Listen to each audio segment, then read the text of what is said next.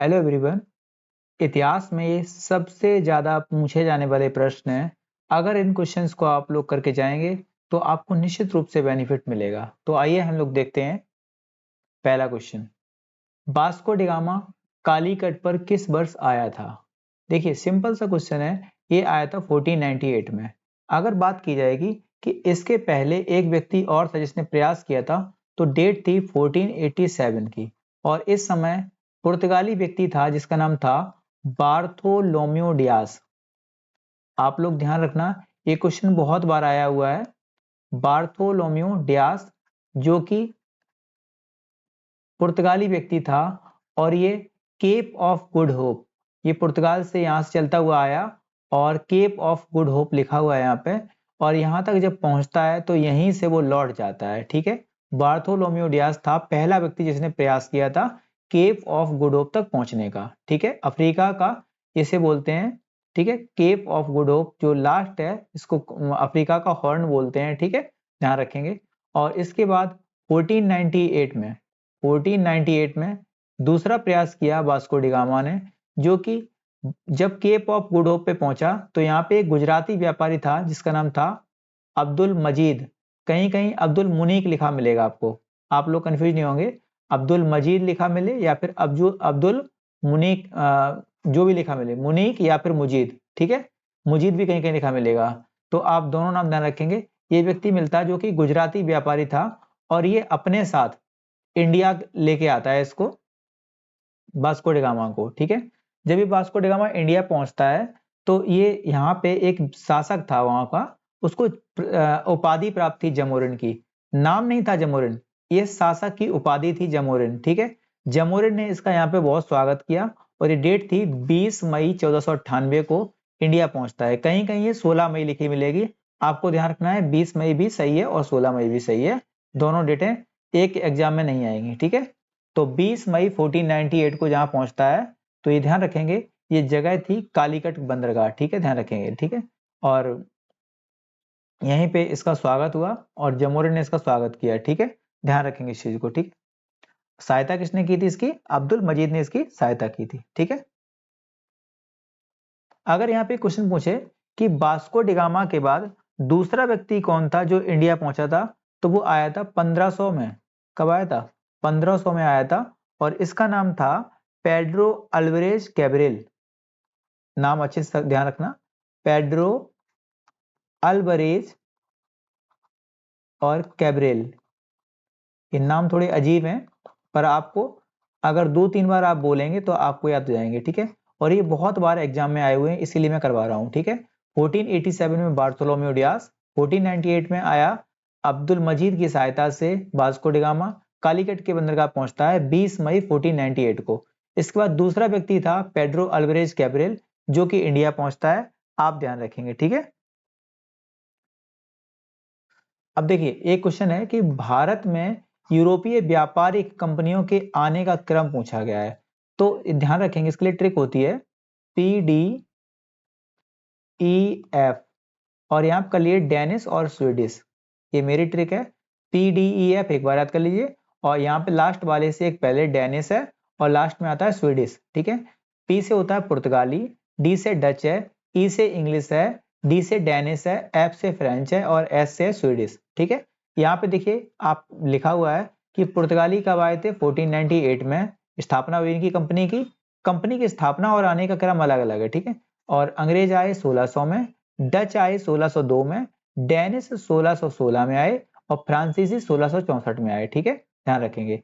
ठीक है, पुर्तगालियों ने अपनी पहली फैक्ट्री खोली कोचीन में 1508 में, और अंग्रेजों ने 1613 में। हालांकि ध्यान रखना 1611 में मसूलीपट्टनम में इन्होंने अस्थाई फैक्ट्री खोली थी। ठीक है, यहाँ पूछा गया है स्थाई, तो आप ध्यान रखेंगे कि आप अस्थाई फैक्ट्री कहाँ खोली थी, तो अंग्रेजों ने पहली अपनी अस्थाई फैक्ट्री खोली थी मसूलीपट्टनम में। ठीक है, ये क्वेश्चन भी आप लोग से पूछा गया हुआ है। ठीक है,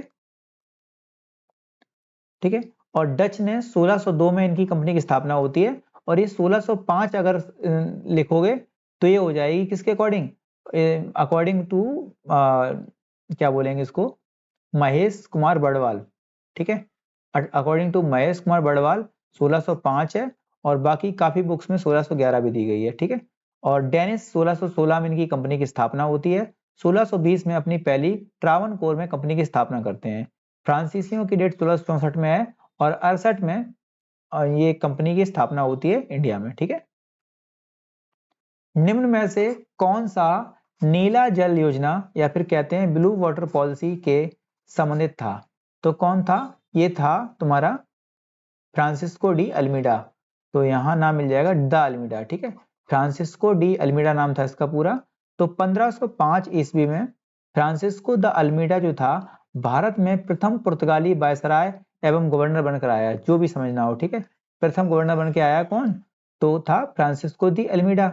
और व्यापारिक हितों के परिप्रेक्ष्य में हिंद महासागर में प्रभुत्व स्थापित करने के लिए अल्मीडा ने ब्लू वाटर पॉलिसी, मैंने कलर कर दिया है ब्लू, ब्लू वाटर पॉलिसी अर्थात शांत जल की नीति को प्रतिपादन किया था, ठीक है। क्वेश्चन पूछेगा ब्लू वाटर पॉलिसी को मानने वाला इंडिया का कौन सा रूलर हुआ था? तो आप ध्यान रखेंगे उस समय देखो 1505 में लगी थी और उस समय शासन किसका था? तो था किसका? 1507 तक कौन रहा है? 1605 तक कौन रहा है? आप कमेंट करके बताना कि इस समय 1505 के आसपास में इंडिया में रूल कौन कर रहा था, तो आपको पता चल जाएगा, ठीक है। पुर्तगालियों ने भारत में निम्नलिखित में से किस स्थान पर प्रथम दुर्ग का निर्माण किया था?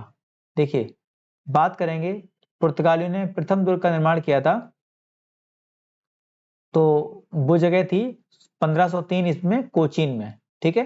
देखिए अल्फांसो दी अल्बुकर्क जो कि इस समय क्या था? गवर्नर नहीं था, मतलब ध्यान रखेंगे इस चीज, गवर्नर नहीं था, लेकिन इसने क्या कराया था? निर्माण कराया था, ठीक है। जो कि पुर्तगालियों का भारत में प्रथम दुर्ग था, ठीक है, ध्यान रखेंगे। भारत के प्रथम यूरोपीय दुर्ग भी यही था, ठीक है, ध्यान रखना इस चीज को, ठीक है। तो कहाँ हो जाएगा? कोचीन में, ठीक है। तीसरा नंबर आंसर सही हो जाएगा। ये बहुत इंपॉर्टेंट क्वेश्चन हैं सारे के सारे, अगर आप लोग आराम से करेंगे इसको तो आपको निश्चित रूप से बेनिफिट मिलेगा। निम्नलिखित में से निम्नलिखित ब्रिटिश कंपनियों में से किसे भारत में व्यापार करने का पहला अधिकार पत्र प्राप्त हुआ था? देखिए इसके लिए आप ध्यान रखेंगे कि 1593 में एक कंपनी थी जिसका नाम था लीवेंट कंपनी, लीवेंट कंपनी, ठीक है। और ये स्थल मार्ग से भारत में व्यापार करने के अधिकार पत्र प्राप्त हुआ था, इसे ध्यान रखेंगे इस चीज को, ठीक है। 1593 में तो इस पूछा क्या गया है? पहला अधिकार पत्र पूछा गया है, तो ये हो जाएगी लीवेंट कंपनी, ठीक है। लेकिन आप देखिए कि 31 दिसंबर सन 1600 को महारानी एलिजाबेथ प्रथम ने the governor and company of merchants of London, ठीक है, trading into the East Indies को समुद्री मार्ग से ईस्ट इंडीज के साथ व्यापार करने का पहला अधिकार पत्र प्रदान कर दिया। 1702 ईस्वी में इसने न्यू कंपनी तथा महारानी एनी के साथ मिलकर एक त्रिपक्षीय इकरारनामा किया, जिसके तहत पुरानी कंपनी 7 साल के भीतर खुद को बंद कर देगी तथा 1709 ईस्वी में दोनों कंपनियां मिलकर नए नाम United company of merchants of England trading into the East Indies के रूप में अपने व्यापार को बढ़ाएगी। यह कंपनी सामान्यतः बाद में चल के ईस्ट इंडिया कंपनी के नाम से प्रसिद्ध हुई। ये सब मैंने आपको पेड कंटेंट्स में पढ़ाया हुआ है, ठीक है, आप लोग देख सकते हैं। किस मुगल साम्राज्य के काल में इंग्लिश ईस्ट इंडिया कंपनी ने भारत में सर्वप्रथम कारखाना स्थापित किया था? ठीक है, देखिए मुगल काल की बात कर रहा है, मुगल साम्राज्य के काल में इंग्लिश ईस्ट इंडिया कंपनी ने भारत में सर्वप्रथम कारखाना स्थापित किया था। देखिए तो उस समय शासन था जहांगीर का, ठीक है। जहां अकबर की जब मृत्यु होती है तो उसके बाद शासन आता है जहांगीर का। तो जहांगीर के शासन काल में जो व्यक्ति था कैप्टन हॉकिंस, जो जहांगीर के शासन काल में पहुंचता है, ठीक है। यहाँ देखिए जहांगीर के शासन काल में इंग्लिश ईस्ट इंडिया कंपनी ने सर्वप्रथम 1611 ईस्वी में मसूलीपट्टनम में या फिर कह सकते हैं इसी को मछलीपट्टनम में एक अस्थाई कारखाना, ये ध्यान रखना ये बहुत कंफ्यूज करता है, अस्थाई कारखाना स्थापित किया। 1613 ईस्वी में सूरत में स्थापित कारखाना अंग्रेजों का प्रथम स्थाई कारखाना, ये बात गौर करना, स्थाई और अस्थाई। अस्थाई की 1611 में और स्थाई फैक्ट्री की स्थापना की 1613 में। ये दोनों क्वेश्चन आप लोग ध्यान रखना। ईस्ट इंडिया कंपनी के प्रारंभिक दौर में वेस्टर्न प्रेसिडेंट कहाँ थी? देखिए, ईस्ट इंडिया कंपनी के प्रारंभ में बात कर रहा है, तो प्रारंभ में कहाँ थी? सूरत में। ठीक है, आप ध्यान रखना, शुरुआत में तो कहाँ थी? सूरत, बाद में उन्होंने ट्रांसफर कर दी थी कहाँ पे? बॉम्बे में। ठीक है, ध्यान रखना इस चीज को। ब्रिटिश ईस्ट इंडिया कंपनी ने बंबई किससे लिया था? देखिए, इसकी बहुत लंबी कहानी है, बात आएगी कि ब्रिटिश के जो राजा थे उनका नाम था चार्ल्स सेकंड। नाम क्या था? Charles second. और इनकी शादी होती है जो पुर्तगालियों की राजकुमारी थी जिसका नाम था कैथरीन ब्रिगेंजा। ठीक है, नाम ध्यान रखना, ये आया हुआ है कैथरीन ब्रिगेंजा। ठीक है, कैथरीन ब्रिगेंजा की शादी होती है, इन दोनों लोगों की शादी होती है। तो इसी के बाद क्या हुआ, चार्ल्स सेकंड की जब शादी हुई 1661 में, तो इनको उपहार स्वरूप पुर्तगालियों ने क्या किया, बंबई को दहेज में दे दिया, जैसे इनके बाप का था। उसके बाद क्या हुआ कि चार्ल्स सेकंड को समझ में आया कि 1668 में इन्होंने क्या किया, मात्र 10 पाउंड किराए में, कितना? मात्र 10 पाउंड किराए में इन्होंने क्या किया, पूरी बंबई को जो है ईस्ट इंडिया कंपनी को व्यापार करने के लिए सौंप दिया। तो आप ध्यान रखेंगे इस चीज को, सारी बात में आ गई होगी आपको। ठीक है, किससे लिया था? तो इनसे हो जाएगा, पुर्तगालियों से। ठीक है, हालांकि इसका सही आंसर होना चाहिए चार्ल्स सेकंड से। ठीक है, ईस्ट इंडिया कंपनी ने किस अंग्रेज गवर्नर को औरंगजेब द्वारा भारत से निष्कासित होना पड़ा था? देखिए, भारत से निष्कासित होने की बात अगर करेंगे तो ये था सर जॉन चाइल्ड। आप याद करने के लिए कर लीजिए कि एक बच्चा था जिसको भारत से बाहर भगा दिया था, किसने? औरंगजेब ने। ठीक है, देखिए हुआ क्या था कि सन, ये बात है 1688 की। 1688 में क्या हुआ कि बंबई तथा पश्चिमी समुद्री तट के मुगल बंदरगाहों को घेर डाला इसने, और मक्का जाने वाले हज यात्रियों की बंदी बनाने का प्रयास किया इसने। किसने? सर जॉन चाइल्ड ने। फलस्वरूप औरंगजेब ने उसे भारत से निष्कासित करने का आदेश दे दिया, और बाद में मुगल शासक से इसे मतलब कि इसको बात उनकी माननी पड़ी, और बाद में इसे विवश होकर उसके सामने माफी मांगनी पड़ी थी। ठीक है, ये क्वेश्चन बहुत इंपॉर्टेंट है।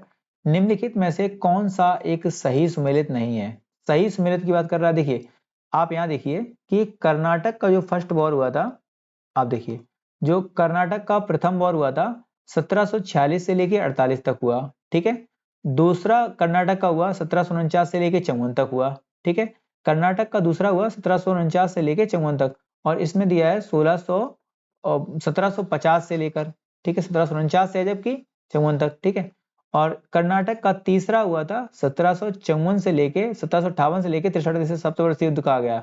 ठीक है, 1758 से लेके 63 तक, तो ये भी सही दिया है और ये भी सही दिया है। और पानीपत का तीसरा आपको याद ही है 1761 में हुआ था, तो सिर्फ गलत कौन सा हो जाएगा? ये, यही सुमेलित नहीं है। ठीक है, भारत में अंग्रेजी और फ्रांसीसियों के बीच लड़े गए युद्ध को कर्नाटक युद्ध के नाम से जाना जाता है, आपको पता है इस चीज के बारे में। अब देखिए क्वेश्चन नंबर 10, देखिए क्वेश्चन नंबर 10 में दिया है भारत में फ्रांसीसियों ने सबसे पहला कारखाना कहाँ लगाया था? देखिए, फ्रांसीसी आते हैं, फ्रांसीसी जब आते हैं तो फ्रांसीसियों के आने का काम बात करेंगे तो इनकी कंपनी का नाम था द इंडेस, इसका नाम था इंडेस ओरिएंटलेस। ठीक है, द इंडेस ओरिएंटलेस, ओरिएंटलेस। ठीक है, और ये जब फ्रांसीसी कंपनी थी, ये आती तो 1664 में है। आती कब है? आती तो 1664 में है, लेकिन कंपनी की स्थापना करते हैं 1668 में, 4 साल बाद। और स्थापना कहाँ करते हैं? सूरत में, ध्यान रखना। ठीक है, कहाँ पे हो जाएगा? तो सूरत में। ठीक है, देखिए एक राजा थे लुई 14, इन्हीं के मंत्री थे कॉलवर्ट। ठीक है, मंत्री थे, क्या था? कॉलवर्ट। एक बात और ध्यान रखना, ये एक सरकारी कंपनी थी, यह एक सरकारी कंपनी थी क्योंकि सरकार ने इसको गठन किया था। ठीक है, तो इनके बाद 1664 ईस्वी में फ्रेंच ईस्ट इंडिया कंपनी की स्थापना हुई, जिसे कंपनी देश इंडेस ओरिएंटलेस, हाँ इसका पूरा नाम है कंपनी देश इंडेस ओरिएंटलेस कहा गया। फ्रांसीसी कंपनी का निर्माण राज्य द्वारा हुआ था और राज्य ही इसका सारा खर्च देता था। 1667 ईस्वी में फ्रांसिस कैरो के नेतृत्व में एक अभियान दल भारत के लिए रवाना हुआ, जिसने 1668 ईस्वी में सूरत में अपने पहले व्यापारिक कारखाने की स्थापना की। ठीक है, तो आपको उम्मीद है आपको समझ में आ गया होगा। और आपको ये 10 क्वेश्चन कैसे लगे आप जरूर बताना। अगर आपको अच्छे लगे होंगे तो इसके साथ में ये दूसरा पार्ट इसका जल्दी ही आ जाएगा, अभी नेक्स्ट डे में इसका दूसरा पार्ट आ जाएगा। आप लोग अगर वीडियो कंप्लीट करते जाएंगे तो आपको निश्चित रूप से बहुत बेनिफिट मिलेगा। ठीक है, और ये बिल्कुल पेड कंटेंट है पूरा, मैं बहुत मेहनत से बना रहा हूँ इसको, तो आप लोग इसको शेयर भी कर सकते हैं। ठीक है, थैंक यू दोस्तों।